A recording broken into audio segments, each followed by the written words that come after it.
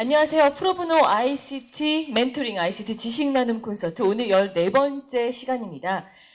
오늘의 주제는 진정한 서비스는 멈추지 않는다. Content in 5G and Mobile인데요. LG U 플러스 SD본부 BPI 팀의 최동진 부장님을 모시겠습니다. 여러분 큰 박수로 환영해 주시기 바랍니다.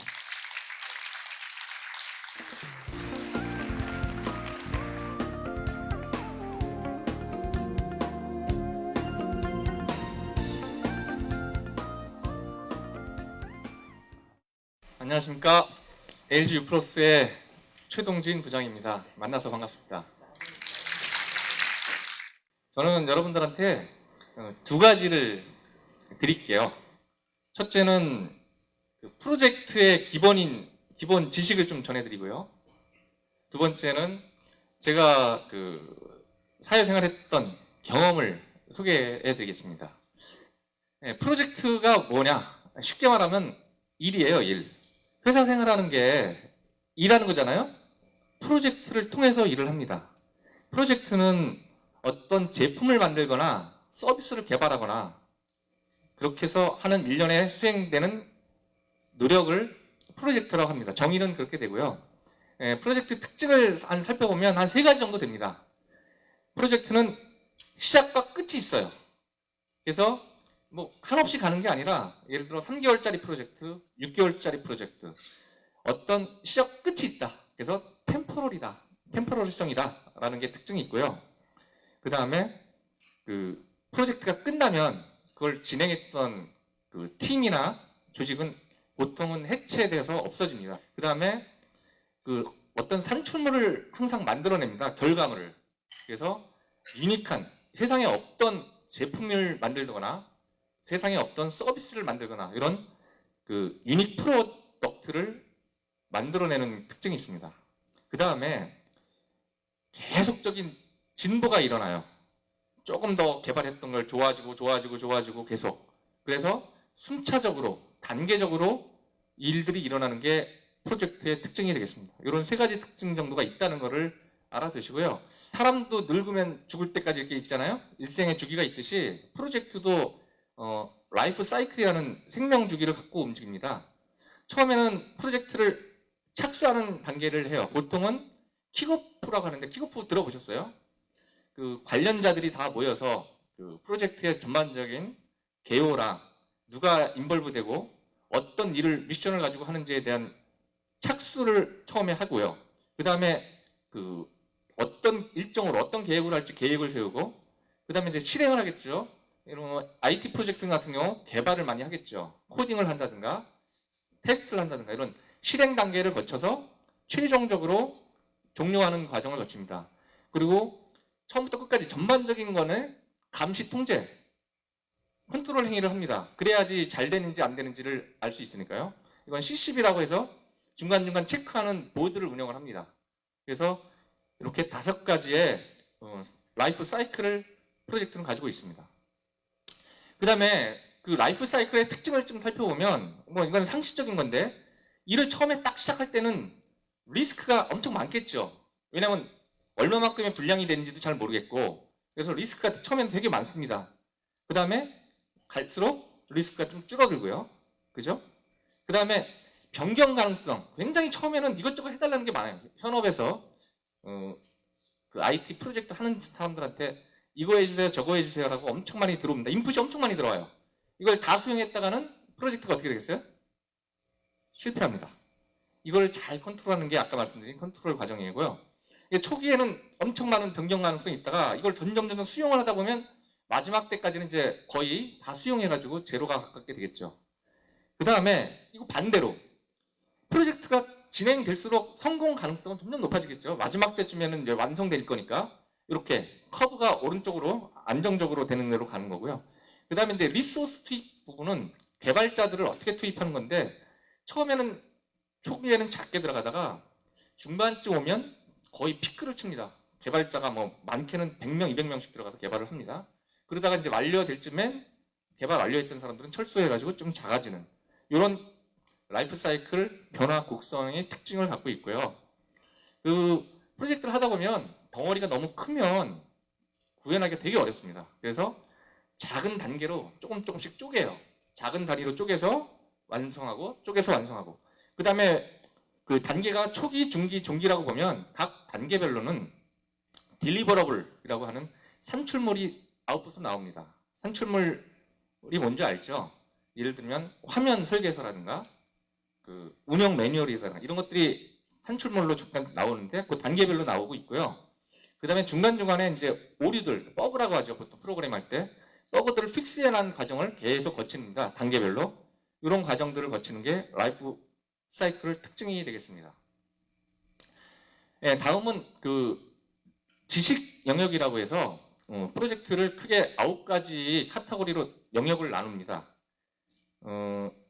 제일 먼저 아까 말씀드렸던 위기관리. 위기를 줄이고 리스크를 줄여야 되겠죠. 그죠? 성공 확률을 최대한 하고 올리고 이게 리스크 관리, 위험 관리라고도 하고요. 그 다음에 사람도 관리해야 되지 않습니까? 프로젝트에 누구를 써야 될지. 그 PM 입장에서는 제일 똑똑하고 일 잘하는 사람을 뽑아야 되겠잖아요. 그죠? 이렇게 똘똘한 사람 뽑는 거 과정이 인적 자원 관리입니다. 그리고 사람들이 3명만 이상 모이면 커뮤니케이션이 문이 많이 되잖아요. 막, 그죠? 그런 법칙이 있어요. 어느 정도 사람이 많아지면 프로젝트가 성공할 수 없다. 그래서 의사소통 관리가 되게 중요합니다. 전달 방법도 여러 가지가 있는데 보통은 이렇게 모아놓고 얘기하는 방법, 다이렉트로 너 이거 해 이렇게 하는 방법이 있고요. 너무 많을 때는 그것도 힘들어요. 그래서 이메일로 쏘든가 또는 게시판 같은 거로 해서 공유하는 이런 형태로 의사소통을 관리를 합니다. 그 다음에 이제 그 리소스를 투입해야 돼요. 그러니까 조달 관리라고 하는데 예를 들어 하드웨어 서버도 사야 되잖아요. 테스트 장비도 사야 되죠. 핸드폰 같은 경우에 테스트 펀드를 쭉 사다가 해야 되잖아요. 테스트.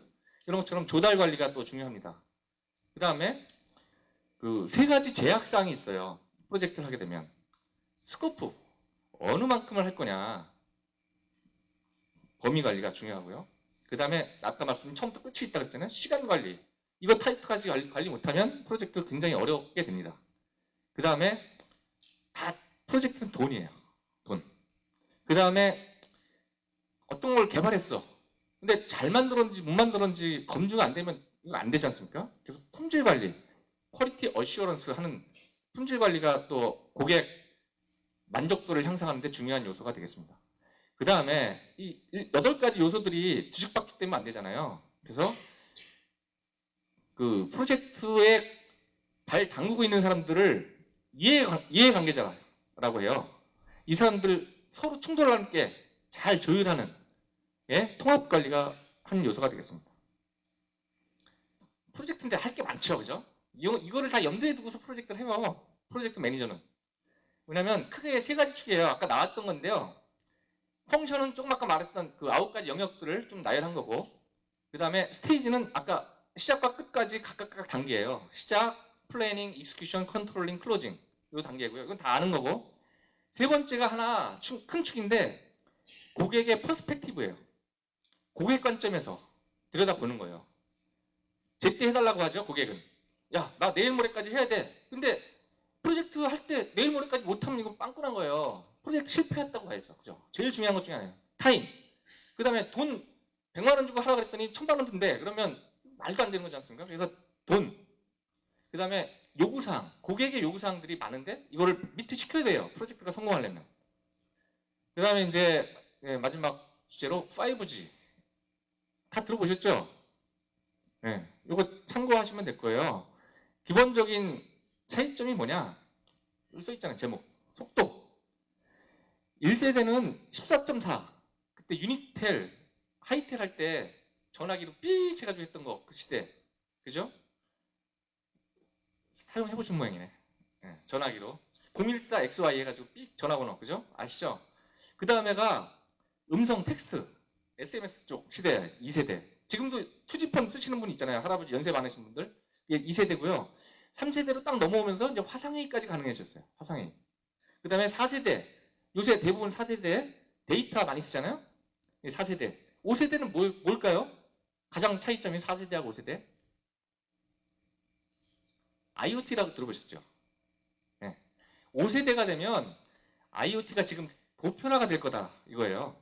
그래서 홀로그램인가 이런 것들이 아주 원활하게 되는 거죠. 그 다음에 5세대랑 관련해서 미래창조과학부에서 4가지 전략을 발표했어요.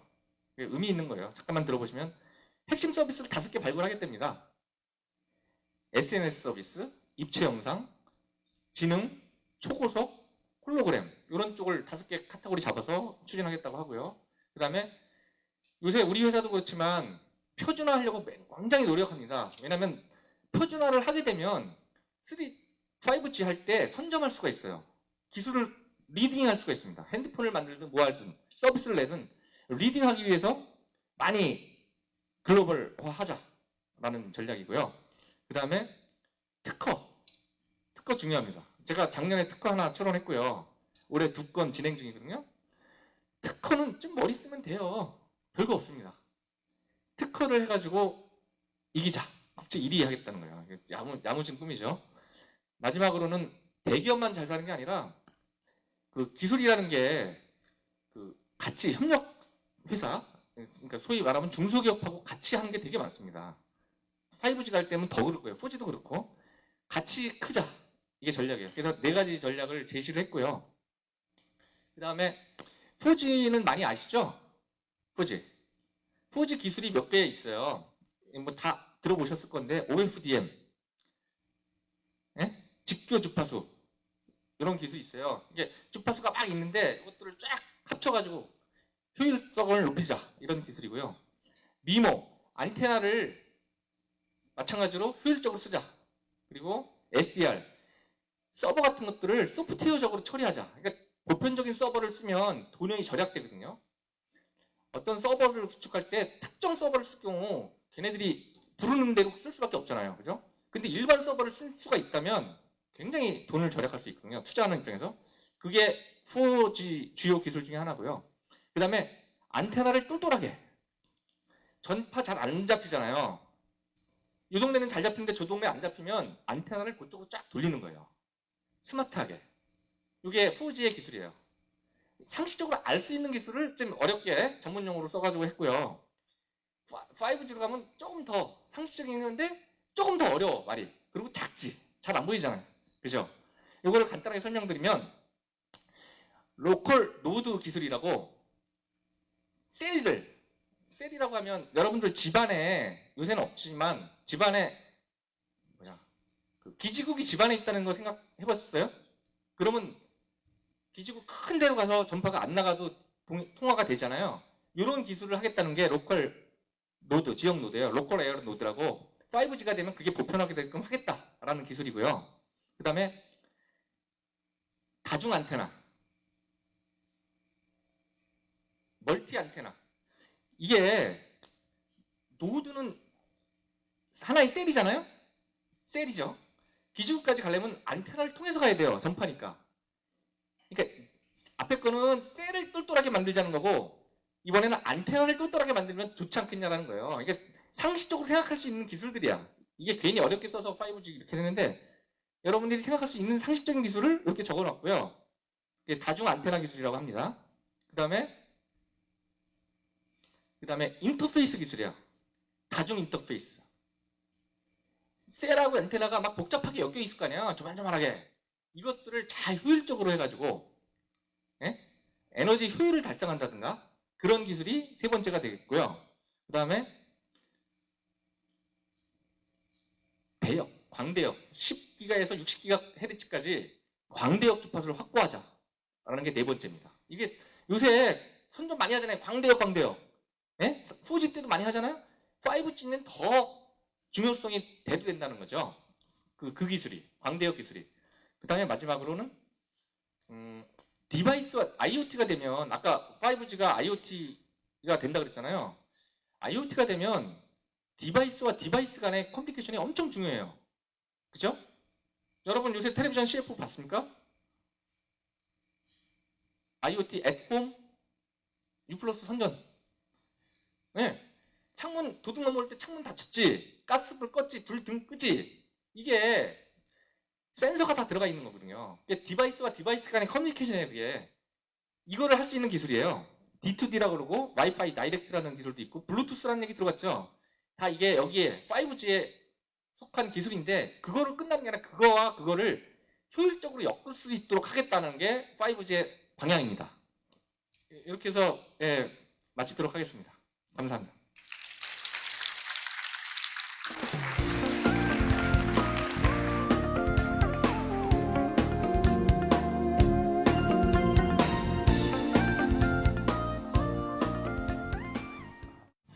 예, 안녕하세요. 방금 소개받은 삼성전자 김경동 과장입니다. 삼성페이는 어떻게 만들어지는가? 그 다음에 그렇게 만들어진 삼성페이는 어떤 모습인가? 삼성페이, 정말 페이가 요즘 핫합니다. 예, 여러분도 아시겠지만 애플, 구글, 비자, 마스터, 페이팔 크게 나누면 제가 좀 이걸 페이를 좀 나눠봤습니다. 잠깐 조금 어려운 얘기긴 하지만 하드웨어가 있는 사업자와 하드웨어가 없는 사업자, 따라서 제조나 어떤 플라스틱 카드를 가진 사업자, 그래서 페이팔, 구글, 비자, 마스터 영역이 있었고, 그 다음에 하드웨어가 없는 페이팔과 스퀘어 이렇게 나눌 수 있습니다. 사업자로는. 두 번째로는 온라인의 사업자가 오프라인으로 가는 형태고요. 또는 오프라인의 사업자가 온라인으로. 이렇게 영역 파괴가 일어나는 이유는 여러분도 아시겠지만 사업적으로 여러 경쟁 체계가 일어나다 보니까 본인들이 속해 있는 기업의 상황이 어렵고, 따라서 그 이상의 사업 영역으로 진출을 해야만 또 다른 수익을 만들어낼 수 있는 겁니다. 따라서 여러 사업으로 진출을 할 수뿐이 없기 때문에 이렇게 영역을 파괴하면서 이제 페이라는 서비스를 또 관심을 가지고 준비를 하고 있는 거죠. 대표적으로 최근에 이제 1년 정도 됐는데요. 삼성페이가 나오기 전에 이제 애플페이가 먼저 나왔습니다. 애플페이는 왜 그러면 페이에 관심을 가졌을까? 사실 돈 장사라는 것이 누구에게나 관심을 가질 수뿐이 없습니다. 이 돈을 가진 사람이 파워를 가질 수뿐이 없는 거죠. 자본주의 사회에서는. 그래서 이 돈의 채널을 갖는 것이 어느 기업에든 다 관심이 있는 것입니다. 그래서 애플은 컨텐츠 기업이기도 하고 제조 기업이기도 하지만 이 페이에, 커머스의 중심이 될 수 있는 페이에 집중을 하게 된 것이고요. 그 다음에 그걸 통해서 소비자에게 어떤 것을 제공할 수 있느냐? 바로 본인들의 고객이 애플폰을 쓰므로 해서 온 오프라인 가맹점에서 쉽게 결제를 할 수 있는 차별화 요소를 제공할 수 있다는 것이 핵심이었죠. 두 번째는 잘 모르시겠지만 사실 그 스퀘어 월렛이라고 해서 약간 좀 다른 영역을 한번 보여드리려고 하는 겁니다. 여기는 카드도 없고 디바이스도 없는 회사입니다. 근데 이 회사는 어떻게 하는 거냐면 그냥 카드 정보만 본인들에게 온다면 내가 그 결제 서비스를 제공할 거야 라는 것에서 시작을 한 거죠.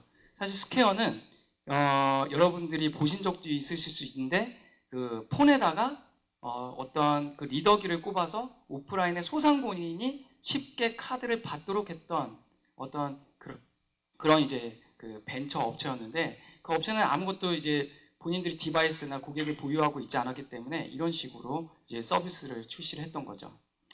여러분들 그 한국에 모바일 결제라는 부분이 실질적으로 오프라인에서 얼마나 많이 이용되고 있는지, 혹시 여기서 모바일 결제 오프라인을 쓰고 계신 분이 있나요? 네. 저도 사실 삼성페이 전에는 쓴 적이 없습니다. 제가 페이를 10년 정도 했기 때문에 10년 동안 한 번도 모바일 결제를 오프라인에서 쓴 적이 없다면 사실 일반 고객은 더더욱 없다고 볼 수 있겠죠. 그런데 그만큼 모바일 결제가 중요하긴 하지만, 그래서 한국의 카드사들은 협의체를 만들어서 앱카드라는 것을 사실 만들었습니다. 아마 앱카드는 온라인 쇼핑을 좀 해보셨으면 이용을 해보셨을 건데요. 앱카드가 실질적으로 온라인 타겟으로 만들어진 건 아닙니다. 원래는 오프라인을 위해서 바코드나 NFC를 이용한 오프라인 결제를 제공하기 위해서 만들었던 거죠. 그만큼 서비스 모바일 오프라인 결제가 어렵다는 것을 보여주는 거죠. 그래서 삼성은 이제 프로젝트를 시작하겠죠. 근데 그냥 시작하면 무조건 실패일 수 있습니다. 저걸 알아야 이길 수 있는 것처럼 시장을 알아야 서비스에서 성공을 할 수 있겠죠. 삼성페이가 정말 2달뿐이 안 됐는데 가입자 100만에 1000억을 거래액을 지금 달성하고 있습니다. 정말 저희가 느끼기에도 핫한데요.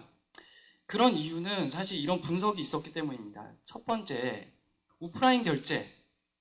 사실 내가 어디가 이 결제가 되는지 찾아서 써야 된다면 쓸까요? 내가 그 가맹점을 찾아서 가야 되는데 어려움이죠. 커버리지가 넓어야 된다라는 것이 있었고요. 두 번째는 모바일 오프라인 결제를 써본 적이 없는 거죠. 그러니까 불안한 거죠. 아, 이게 정말 안전한가? 아, 이걸 휴대폰을 잊어버린다면 어떡하지? 등등의. 그 다음에 적어도 플라스틱 카드보다 모바일 결제는 조금 불편합니다. 그 이유는 휴대폰을 무조건 켜야 되는 거죠. 지갑에서 카드만 꺼내면 되는데 갑자기 휴대폰을 켜야 되고 뭔가 액션을 해야 됩니다. 그런데 여전히 결제만 하고 있는 거죠. 뭔가 추가 혜택도 없는데 내가 왜 이런 새로운 결제를 써야 되느냐, 이런 의구심이 드는 거죠. 이게 바로 소비자의 반응이었던 겁니다. 그렇기 때문에 지속적인 사용성을 만들어내지 못했죠. 그렇게 혜택도 없고 불편한 거 이런 것을 내가 뭐 삼성이 만든다고 해서, 애플이 만든다고 해서 절대 소비자는 그거 선택하지 않습니다. 그 결과 저희는 무슨 키워드를 좀 뽑아냈냐면 범용성, 누구든 언제 어디서든 써야 된다. 두 번째, 뭐 신용카드만큼은 뭐 그거와 동일하진 않아도 그 정도의 편리성은 줘야 된다. 마지막으로 혜택도 뭔가 주어진다면 좀 더 활성화되지 않을까, 이런 궁금증이 있었고, 이런 키워드를 가지고 저희가 좀 만들기 시작한 거죠. 사실 삼성페이를. 자, 커버리지가 가장 중요했던 겁니다. 근데 이 커버리지는 아까 말씀드린 것처럼 누구나 어디서나 언제 어디서나 이게 중요했던 거죠. 누구나 당연히 삼성폰을 가진 사람이기 때문에, 자, 삼성폰을 가진 사람은 있는 겁니다. 그런데 삼성폰을 가진 사람이 카드가 다 다른 카드를 가지고 있겠죠. 근데 뭐 삼성전자가 제공하니까 삼성 카드만 제공했다. 그러면 나머지 카드 고객은 삼성전자가 버린 건가요? 그렇지 않다는 거죠. 저희는 그래서 지금 현재 하나카드를 제외한 전카드의 서비스를 제공합니다. 추가적으로 약간 도전을 해본 건데 현금 인출까지도 해봤습니다. 예, 우리은행에서는 삼성페이로 현금 인출이 됩니다. 정말 마술같이 됩니다. ATM에다가 어떤 입력하지 않고 그 다음에 삼성폰에서 입력을 모든 걸 마칩니다. 그 다음에 갖다 대면 돈을 세기 시작합니다. 예, 마술처럼 정말 ATM에서 인출이 되고요. 그 다음에 어디서나죠. 어디서나. 아, 내가 정말 찾아갈 거냐? 아, 내가 맨날 가는 빵집만 제공되느냐? 아니라는 거죠. 지금 여기서 보고 계신, 뭐 잘 보이지 않으실 수도 있는데 저기만 되는 것은 아닙니다. 저 브랜드를 저희가 발로 뛰어다닌 곳이지 저기가 아닌 정말로 몇몇 브랜드를 제외한 정가맹점에서 삼성페이는 이미 사용되고 있습니다. 그러면 저런 과정을 거쳐서 만들어진 삼성페이는 어떤 모습일까요? 변함없이 아까 잡았던, 아까 이제 설명해 주셨던 프로젝트와 같이, 프로젝트는 시작과 끝이 있듯이 시작점에서 만들었던 어떤 키워드는 여전히 지켜지면서 서비스는 만들어져야 됩니다. 그래서 한번 보시죠. 여전히 글자는 바뀌었지만 범용성, 더 많은 곳에서 안전하게, 쉽고 간편하게, 예, 이 키워드는 변하지 않습니다. 그래서 그러면 더 많은 곳에서 어떻게 구현했을까요?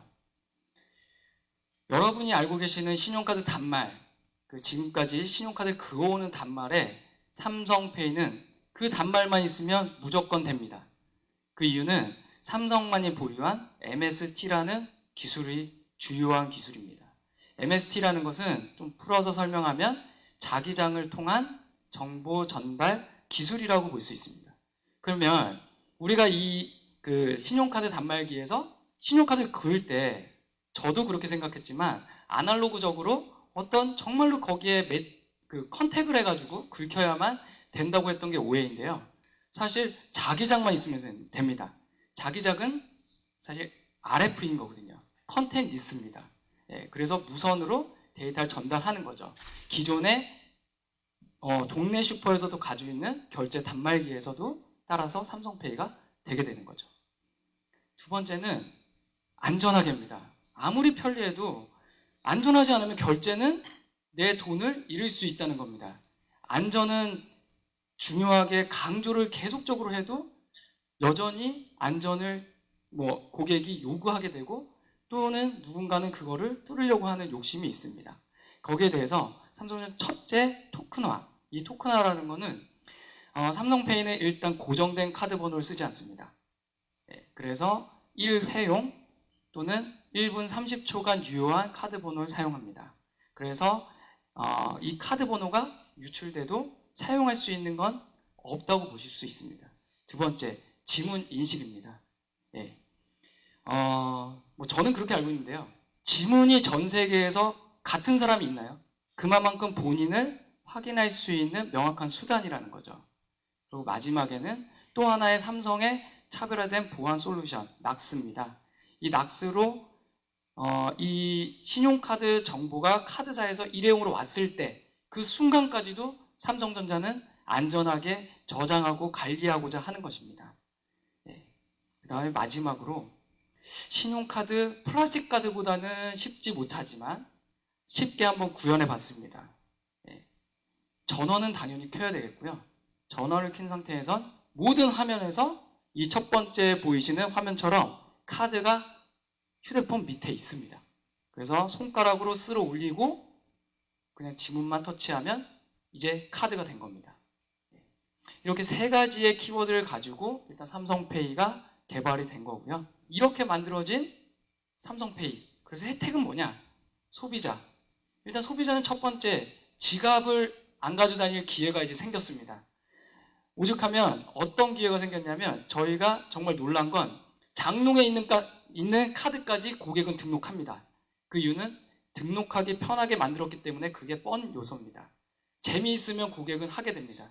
그리고 고객이 시도했는데 가맹점주가 갑자기 놀라는 이런 반응을 봤을 때 더더욱 쓰고 싶어지는 겁니다.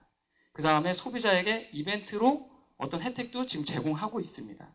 두 번째, 가맹점. 지금까지 모바일 결제를 받으려면 가맹점주는 단말을 사야 했습니다. 또는 추가적인 수수료를 내야 했던 거죠. 가맹점은 사실 여러 돈이 나가는데도 불구하고 내가 모바일 결제를 받기 위해서 또다시 돈이 나가야 된다면 그 결제를 받아야 할까요? 가맹점도 고객 중에 한 사람이라는 거죠. 페이에서는요. 그 다음에 마지막 파트너입니다. 은행과 카드사. 은행과 카드사는 실질적으로 이 보안을 굉장히 중요하게 생각합니다.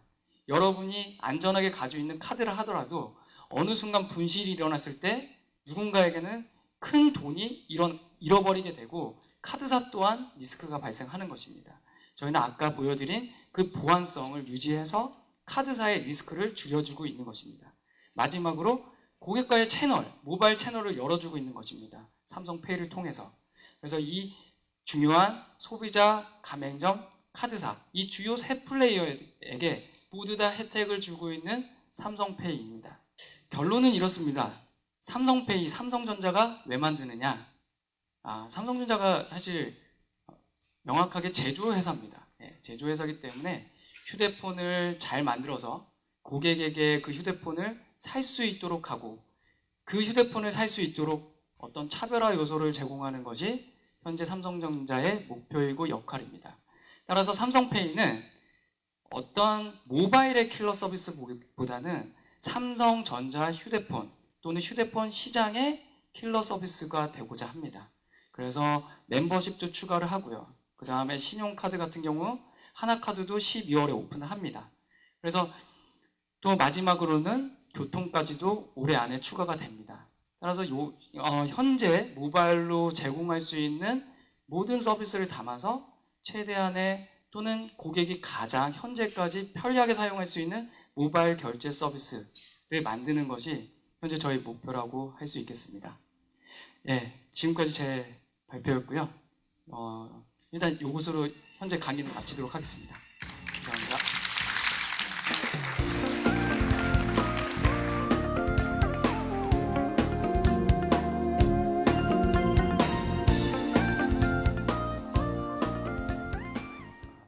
방금 소개받은 전자품연구원의 윤명현입니다. 제가 잡은 주제는 상상을 현실로 만드는 스마트홈 IoT 기술이라는 제목으로 한번 말씀드려 볼까 합니다. 여기에 말씀드릴 내용은 우선 ICT 기술이 그동안 진화해왔고 변화해왔던 그런 과정들, 그 과정에서 디바이스들이 어떻게 진화해왔는지, 또 현재 이런 디바이스들을 가지고 스마트홈이나 IoT 사업을 하고 있는 국내외 유수 업체들은 어떤 식으로 사업을 하고 있는지 하는 사례를 말씀드리고, 그 다음에 마지막으로 저희 전자부품연구원이 사업하고 있는 IoT 플랫폼 기술에 관해서 조금 소개하는 그런 형태로 말씀을 드릴까 합니다. 이 그림은 1965년도 한 50년이나 된 건데요. 당시 이제 만화가이신 이정문 화백께서 2000년대에는 우리 생활이 어떻게 변할까 하는 글을 상상하면서 그렸던 그림이고요. 이게 이제 화제가 되면서 얼마 전에 뉴스에도 소개가 됐더라고요. 당시에 이제 이분이 미래를 상상했던 오늘날을 상상하면서 얘기했던 것들이 뭐 무빙 워크랄지 화상통화랄지 뭐 DMB TV나 이런 것들을 전기 자동차나 이런 것들을 상상으로 이제 만화로 그렸었는데, 이게 지금 와서 보면 거의 대부분의 것들이 현실화 됐더라고요. 결국 건강하게 또 꿈을 갖고 이렇게 살아가야 되는데, 그거를 실현시켜 줄 수 있는 기술이 바로 오늘 제가 말씀드리고자 하는 ICT 기술이다. 이렇게 과학기술, 특히 ICT 기술이 발전해 오면서 그동안 우리 생활의 환경을 크게 두 가지 측면에서 말씀드릴 수가 있을 것 같아요.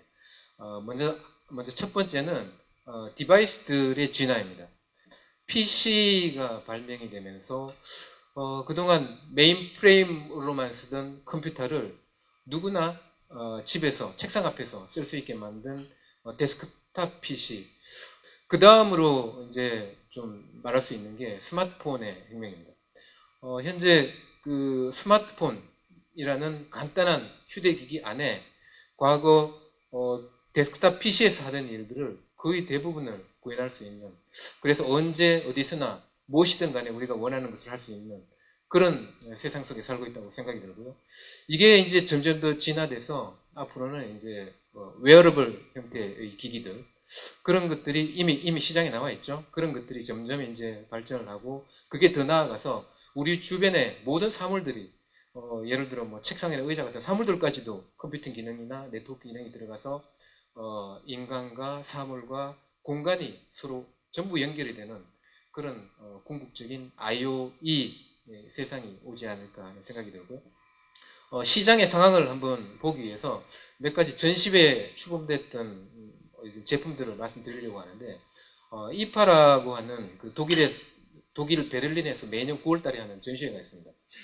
전 세계 가전사들이 주로 참여하는 그런 전시회인데, 여기에서 삼성전자하고 LG전자가 IoT 센서, 굉장히 흥미로운 센서 두 가지를 출품했는데요. 삼성 같은 경우는 이제 슬립 센서라고 하는 IoT 센서입니다. 이건 이제 그 사용자가 이렇게 자면서 몸에 어떤 부착하는 형태가 아니라 침대 옆에 이렇게 두기만 하면 그 사용자의 어떤 뭐 수면 상태 또는 뭐 자고 있는지 깨 있는지 이런 상태, 그런 것들을 이렇게 모니터링해서 뭐 건강도 모니터링하고, 사용자의 또 예를 들어 잠이 들면 뭐 에어컨의 온도를 몇 도 올려라 뭐 이런 식으로 기기 제어도 하고 하는 그런 용도로 이런 센서를 쓸 수 있을 것 같고요. LG에서 발표한 스마트 싱큐라는 굉장히 작은 이렇게 둥근 기기인데, 이거는 일반 기기를 스마트 기기로 스마트 가전으로 바꾸어 줄 수 있다고 합니다.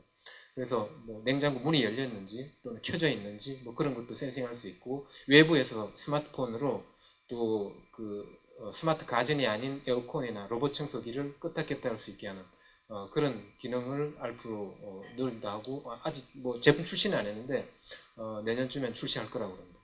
그리고 코엑스에서 IoT 전시회가 있었는데요. 이 IoT 분야, IoT를 응용한 스마트홈 분야, 특히 이제 그런 부분을 우리나라의 그 3개 통신사 LG, U+, SKT, KT가 굉장히 적극적으로 이 스마트홈 분야에 진출하고 있고 제품들을 내놓고 있는데, 뭐 LG U+ 같은 경우는 이미 그 서비스를 론칭을 했고 최근에 가입자 수도 굉장히 많이 늘고 있다고 그러더라고요. IoT at Home이라는 이름으로 굉장히 많은 그 제어 기기들을 출품을 하고 있고, SKT 같은 경우에도 또 sync 플러그라고 하는 그 자체적인 그 IoT 소프트웨어 플랫폼을 오픈을 했고 그걸 가지고 이제 개발을 하면 서드 파티한테 오픈을 했고 서드 파티 업체들이 그걸 가지고 이제 각종 기기들을 만들어서 그것들이 서로 연동될 수 있게 그렇게 만드는 걸 하고 있고 KTS도 기가 IoT 얼라이언스라고 하는 이제 그런 이렇게 단체를 만들고 거기에 IoT 메이커라고 하는 자체 KT 자체 그 플랫폼을 오픈했습니다. 그래서 여기서도 앞으로 스마트홈 쪽에 굉장히 많은 준비를 하고 있고요. 해외 사례를 한번 말씀드리면 애플에서 또 이 스마트홈 분야에 적극적으로 나서고 있고 홈킷이라는 플랫폼을 작년도 개발자회의에서 발표를 했습니다. 거기다가 이제 올해 개발자회의에는 이걸 홈킷을 더 발전시켜가지고 와치하고도 연동이 되게 그리고 아이클라우드 상에서 원격으로 제어될 수 있게 뭐 그런 기능을 더 부과를 했고 여기에도 이제 서드 파티한테 자기네 플랫폼을 오픈을 해서 여러 가지 업체들 굉장히 많은 업체들이 이미 시장에 애플 홈킷을 지원하는 기기들을 내놓고 있습니다. 그 다음에 구글 같은 경우에는 이 IoT 분야에서 작년 1월 달에 네스트라는 회사를 32억 불에 인수를 했습니다. 이 회사 나온 제품은 단 두 가지밖에 없었습니다. 그 중에 하나가 이제 여기 그림에 보이는 온도 제어기인데 이것 자체로 어떤 뭐 의미가 있어 32억 불이나 주고 이제 구글이 인수했다기보다는 이 업체가 그동안 3년 동안 거의 뭐 IoT 분야에 굉장한 많은 특허를 이미 확보를 했고 보유하고 있고 그걸 기반으로 이 구글도 앞으로 이 IoT 스마트홈 분야에 적극적으로 이렇게 진출하려고 생각을 하고 있고 그 다음에 아마존이라는 업체를 한번 눈여겨볼 필요가 있는 것 같은데 아마존은 유통사입니다. 온라인 유통사인데 이 업체에서 그 IT 기기 쪽에 굉장히 많은 투자를 하고 있고 특히 이제 랩 126이라는 회사를 설립을 해서 그 회사에서 개발을 하고 있는데 물론 이제 뭐 파이어 TV, 파이어 폰 이런 게 성공적이지는 못했는데 여기 이제 그림에 보는 것과 같이 그 아마존 대시 버튼 뭐 이런 게 있습니다. 대시라는 거는 집에 이제 하나씩 비치해뒀다가 물건이 떨어지면 그 물건은 바코드 스캐너인데 바코드 스캔하면 자동적으로 주문이 되는 예를 들어 대시 버튼 같은 경우에는 여기 세탁기 앞에 이렇게 붙여놓은 건데 그 세제죠 타이드 이 버튼을 세제가 다 떨어지면 버튼을 누르면 세제가 자동적으로 주문이 되게 아마존에서 이렇게 그냥 집 안까지 깊숙이 침투해서 한번 유통시장에 어떤 뭐 혁신을 노리는 그런 전략으로 나가고 있고요. 그 다음에 아직 제품 발표를 안 했는데 주방용 컴퓨터 카비넷이라는 것을 현재 개발 중이라고 합니다.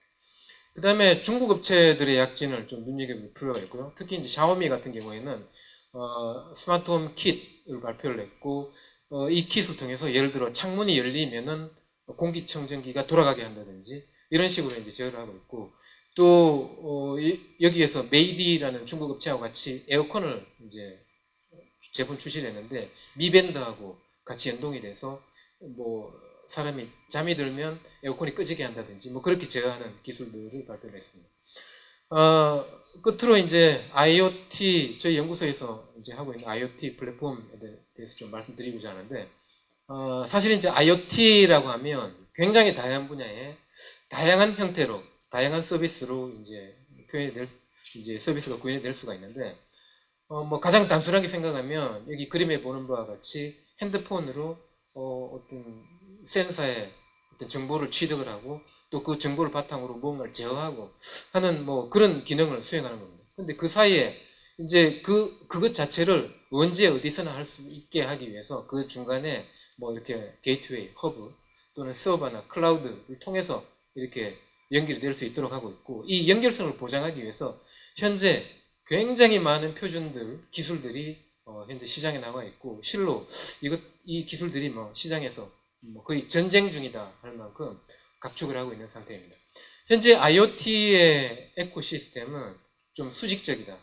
그러니까 어떤 특정 목적을 위해서 내가 IoT를 하나 개발하겠다 하면 그 목적에 맞는 디바이스, 그 목적에 맞는 어떤 통신 방식, 그 목적을 위한 어떤 어플리케이션을 통해서 이제 제품 개발을 하고 있고 그것과 다른 것과는 서로 연결이 안 되는 그런 문제가 있습니다. 예를 들어서 애플 워치인데 애플 워치는 어떤 기능이 있냐면 사람의 이제 사용자의 행동을 모니터링 하다가 너무 움직임이 없으면 좀 일어나서 운동을 하라 하는 그런 이제 메시지를 주는 그런 기능이 있는데 예를 들어 이렇게 꽉 막힌 도로상에서 내가 운전을 하고 있는데 운전을 하고 있는 걸 모른다는 거죠.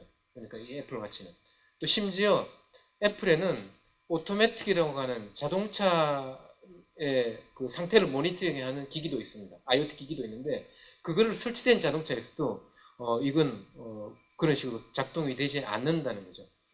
이런 문제를 이제 사일로 문제라고 하는데 이렇게 칸막이를 쳤다는 얘기죠. 칸막이를 쳐서 그 칸막이 사이에 연결이 안 된다는 뜻인데 이런 문제를 해결하기 위해서 이제 서비스단에서 임시적으로 이렇게 해결할 그런 방법들이 몇 가지가 있습니다. 예를 들면 iftt라고 하는 그 미국의 사이트가 있는데 iftt는 그 if this then that의 약자입니다. 그러니까 우리가 그 전산 그 컴퓨터 프로그래밍을 할 때 if문을 쓰죠. if이면 A 실행하고 아니면 B 실행합니다. 그건데 그런 간단한 룰을 우리가 만들어줘서 다른 기기들이 연결될 수 있게 만들어준 겁니다. 그러니까 내가 이 사이트에 가입을 하고 예를 들어 제가 네타모라는 업체의 그 환경 측정기와 또 위모라는 업체의 스위치를 샀어요. 그럼 그 두 기기가 이제 연결이 안 될 텐데 이 사이트에 가입을 하고 내가 룰을 주는 겁니다. 온도가 몇 도 이상 어두워지면 스위치를 켜라 하는 그런 형태로 룰을 주면 그대로 작성할 수 있게 만들 수 있다는 거죠. 또는 이제 로지텍에서 나온 하모니라는 허브가 있는데 이 이제 게이트웨이는 하나를 사면 현재 전 세계에 나와 있는 7,000여 개사에 한 25만 개의 기기들이 지원된다고 합니다. 그러니까 이걸 가지고 그 기기들을 서로 연결시켜 있도록 만들어주는 그런 역할을 하는 거죠. 궁극적으로는 이제 표준을 단일화할 필요성이 있는데 그걸 위해서 저희 전자품연구원에서 IoT 관련된 플랫폼, 소프트웨어 플랫폼 연구를 하고 있고요. 이건 이제 국가 과제로 연구를 했고 국내 산업 발전을 위해서 그 연구 결과물을 소스까지 다 오픈을 했습니다. 저희들이 크게 이제 소프트웨어 측면에서 보면 N큐브하고 모비우스라는 두 가지 이름으로 이제 소프트웨어가 있는데 모비우스는 서버 쪽 소프트웨어고 N큐브는 단말 쪽의 소프트웨어입니다.